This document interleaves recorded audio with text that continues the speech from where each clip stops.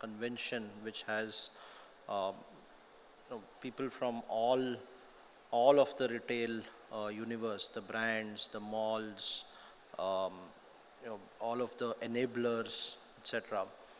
As Delhivery, um, just to give all of you a short introduction before I start the discussion on the topic, we are now India's largest integrated supply chain company. Um, with service lines that span across B2C logistics, B2B logistics, warehousing, cross-border logistics, um, as well as part truckload and full truckload within B2B, which effectively makes our service offering, span across every single logistics need that any brand, any retailer would need. With that, I'll just move on to the topic of the day. As most of you would be aware, D2C has been quite the flavor of the season ever since the pandemic. The pandemic actually gave a very large boost to the D2C business as more and more brands went direct to the customer. Uh, as the D2C business has evolved, what does the logistics challenge look like? How can logistics be a competitive source of advantage for D2C brands? Is what I will what I will be taking you through. Just to give a sense of how the numbers stack up, in fiscal 2021, the D2C universe was about $12 billion in gross merchandise value, right?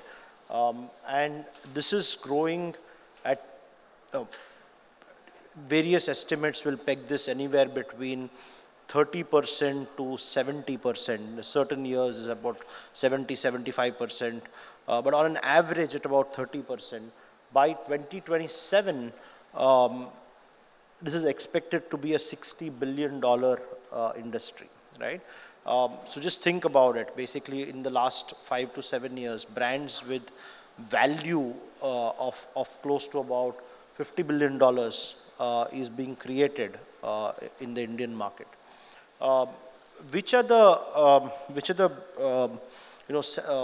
the segments where these brands have been created? It has actually been dominated so far by at least two, three segments. The first of which is hygiene and personal care and beauty. That's been the segment which has driven the maximum growth, followed by basically snacking.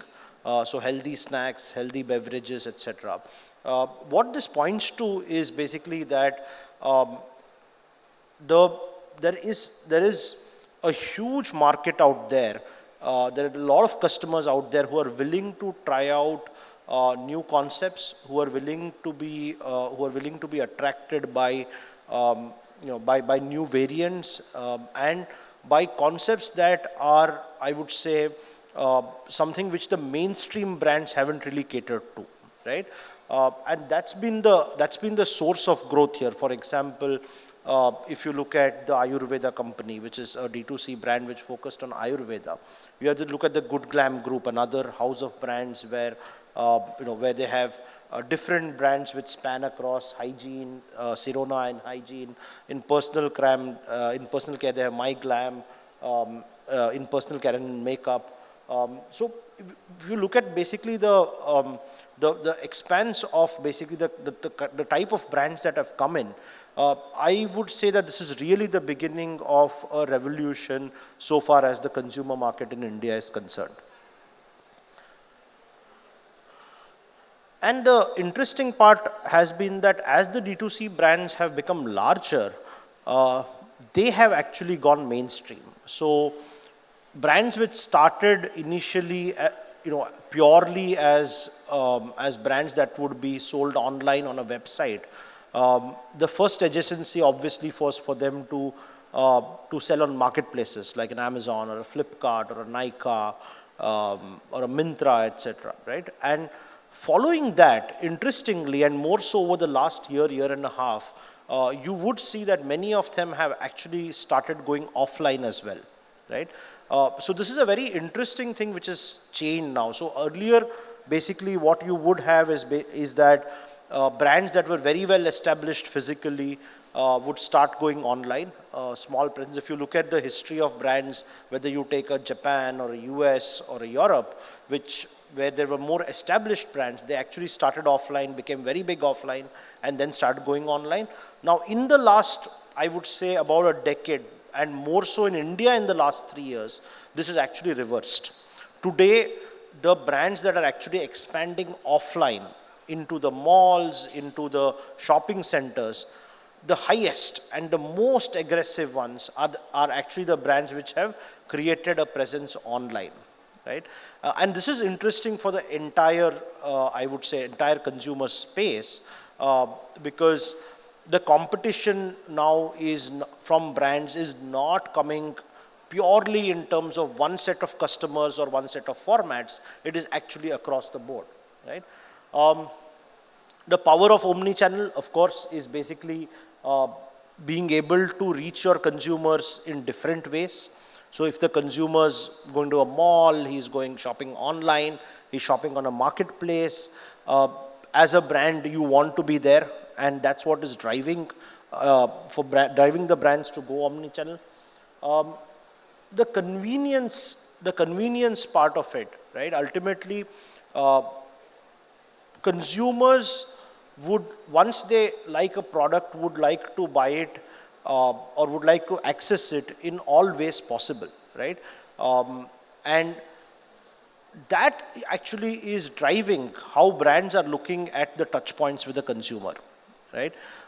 So if you look at basically whether it's retailing in the malls, retailing in the airports, all the way to actually having shop-in-shops, all of this, if you look at the last, say, year or so, a lot of the growth in this is being driven by brands who, till maybe a year back, never had an offline presence, right? They're going out now, appointing distributors, picking up shops, picking up shop-in-shop agreements, and effectively, in a sense, to think about it, they're actually coming from the consumer outwards. So they actually started by directly selling to consumers, and now they're coming outward and establishing a presence, which is bringing in the consumer again. So two distinct classes of consumers that are coming in. One who's obviously already tested the product and now wants to shop in different formats for the same product.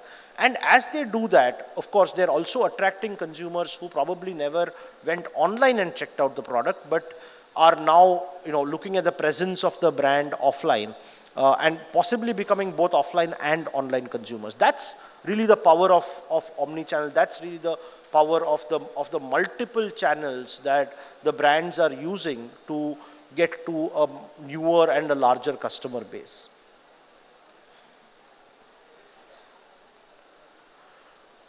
And that, of course, is where the right logistics partner comes in, as a Delhivery would. The challenges today, obviously, on logistics and warehousing are very different from where they were, right? Maybe 10 years back, if somebody wanted to do e-commerce, there was a very clear way in which you could do e-commerce, which is that you needed a different warehouse. You had to stock only the SKUs which would sell on e-commerce in that warehouse. It was a completely different process. On the other hand, traditional warehousing to cater to distributors, cater to retail stores, etc., was looked at very differently, where you would have a different warehouse which would only deal with sort of a box in, box out kind of a model. And hence, both of these required a very different approach to the operation of the warehouse and the technology that was underlying it, right? Traditionally, ERP was probably the end point of the technology that would go into the operation, right? Today, ERP is actually the starting point, because if you receive orders online, you have an order management system which has different elements to it from which you need the order to come in. You have warehouse management systems in the warehouse, because the warehouses are now much larger. You need the ability to understand how exactly to manage the warehouse. And hence, if you look at it, if you have to optimize your inventory and your reach and your cost of maintaining the inventory, what you need are effectively excellent infrastructure. Physically, that infrastructure is reflected in the kind of warehouses, in the kind of space that you have, the location where you're situated, but equally importantly, in terms of the capabilities within the warehouse is where the big differential has come in. Warehousing today is, in a sense, nothing less than rocket science in terms of the technology that goes into managing what comes in and how it goes out most efficiently. The customer side challenges obviously are fairly clear. People need immediate delivery, so you need 1 or 2 day deliveries. You need payment on delivery options. You need reverse logistics, both from your stores and from your consumers. You need to place your inventory in the right place. Which inventory has to go into which warehouse? What is the velocity of inventory of different brands, different SKUs in different regions, and how will you fulfill from there? How do you select where you place your inventory is probably something that affects your supply chain cost and hence your margins much more than anything else. And you have all of these multi-channels to fulfill, which makes it even more complicated, because effectively when you stock your inventory, you have to think about how each of these channels will interact with each other. What happens when you have, let us say, a sale online? How will it affect your offline stocking, right? When you put together all of these variables, what earlier used to be a simple warehousing operation has now become fairly complex, and the only way to solve it is through the right technology. So warehousing today, there are the 2 aspects of warehousing. There is the physical space of warehousing, which defines, in a sense, your cost of stocking. So how much do you want to stock, right? That's defined by the physical space. But what you should stock there and how it should move out and how it should get delivered to your store, to your consumer, to your marketplace warehouses, etc., is defined effectively by what is the technology that you use inside your warehouse. Various technologies, of course, that you will come across, but largely the right warehouse management systems, the transport management systems, which give you the right status of your parcel as it courses through the network and gets delivered to your consumer or to your store. How do you predict which consumer should you not service? Which consumer is likely to return the product? What is the cost of your return? How do you make sure that the addresses that you have from your consumers are correct?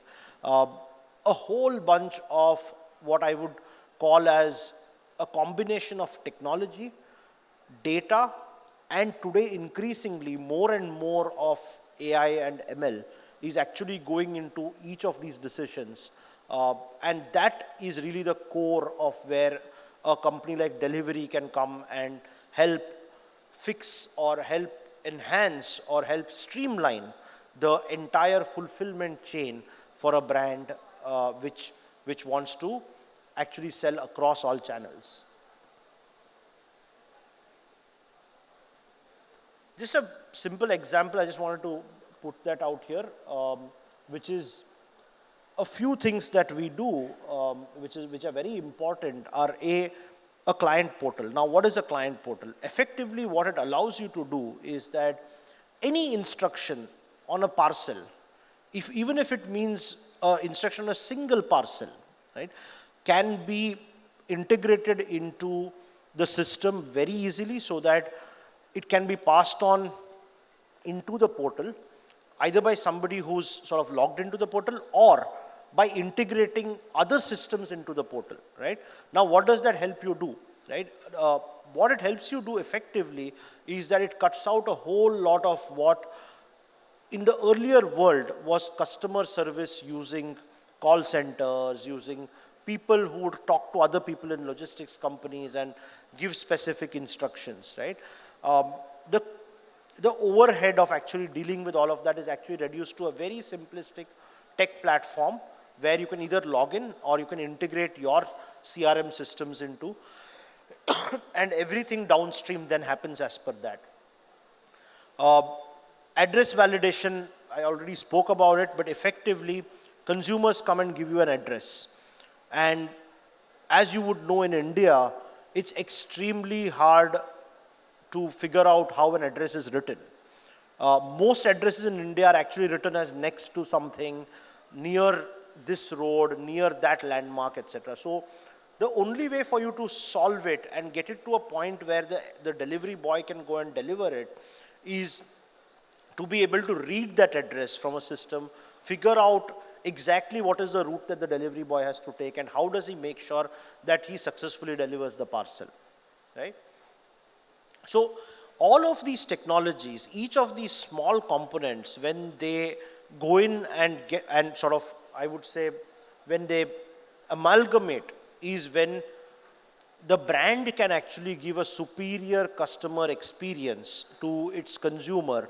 Because from a consumer standpoint, once he's ordered, either online or through a shop, etc., he is just waiting for a quick, easy, and a very reliable delivery. Most importantly, he wants a delivery where he's disturbed the least. The best delivery is where he is never called. The delivery boy arrives at his doorstep, delivers the product on the promised day without really connecting with him to understand where his house is, right? And all of the technology, all of the components of technology that go into logistics today are what are geared to basically make that kind of a delivery possible, what I would define as the golden delivery in a sense. For a brand, I think two elements of logistics are very, very critical. We already spoke about the whole logic around how to stock and where to stock. And then there is basically how do you deliver reliably, efficiently, at the right cost, and with complete visibility to the customer. The magic, though, is when you put both of these things together. So when a company like Delhivery comes and takes over your supply chain, as we've done for many of our consumers, we will pick it up all the way from when your product is manufactured and it is packed and getting out of the factory. From there onwards, it can be a completely seamless exercise. So it will come into a warehouse where it is stocked. The warehouse is run by Delhivery with our systems, integrated into the order management system, integrated into the websites, into the marketplaces. And then as orders come in, we figure out how exactly that needs to be transported, right? So depending on when the connections for different cities are, from a transportation standpoint, there is an optimization of exactly which order is packed at what period of time, which order is packed in which slot, so that it actually makes the first available connection and reaches. In the past, what you would have seen is typically a courier would come in at 6 p.m. in the evening to a warehouse for a pickup, right? But as warehousing and logistics, transportation has gotten integrated, that is the other paradigm that has changed. Today, transportation follows what warehousing does from a perspective of when you have to get the order finally to the customer. And the real power here is actually then bringing together the warehousing and fulfillment along with transportation to create what I would call as the lowest total time that it takes for an order to go from it being placed. Now, whether it was placed through a retail store or by the consumer directly on a website, the lowest period of time that it can take for it to flow from that point onwards all the way till delivery, right? Instead of actually dividing it into different timelines where you say that, I will get it ready at 2 in the afternoon, the courier will come at 6 in the evening, he then has a connection which goes at, let us say, 3 in the morning, right?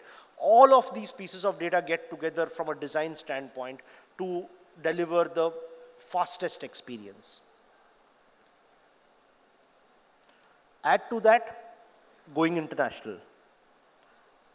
And that comes with its own challenges. There is the challenge of logistics itself. There is also the challenge of paperwork, the right paperwork. How do you have the right understanding of which product needs what paperwork, needs what declarations, when it is sold directly to a consumer versus when it is sold on a marketplace. So, and then you have the challenges of shipping to marketplace warehouses outside India, right?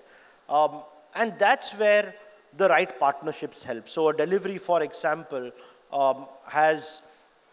is the preferred partner, is a strategic partner for FedEx in India, which means that the entire FedEx network is available to delivery with a seamless integrated flow of all of the information. And that is the part that is most critical, which means that when you hand over a parcel or your freight to delivery, you can see what is happening to it every minute of the way, even if another partner like a FedEx or Aramex is handling the package, right?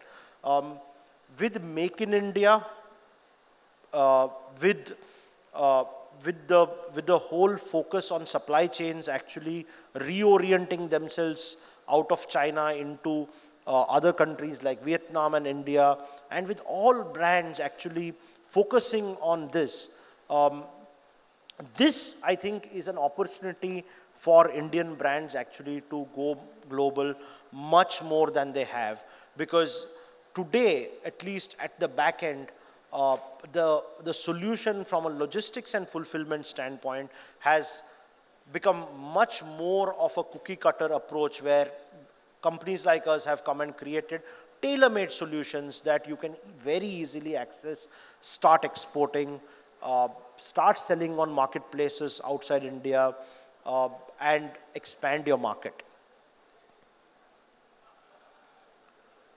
And last but not the least, and this is something that I would say every year, every time we speak about this, there is something new. The consumers' expectations are always increasing, always changing. And what that means is that there is a need to have far more bespoke services today than it ever was. So today, for example, at Delhivery today, we offer a service where if you ordered something online and let's say you did not like the size was off, or you did not like the product, historically what you would have had to do is to first return the product and then order a new one. The return would go, it would get checked, and then the brand would say, yes, I have received this product, now I can send you the new one. That's now been replaced with two additional services. One, what we call as a doorstep QC, right? A doorstep QC is basically one where at the doorstep, the refund is approved.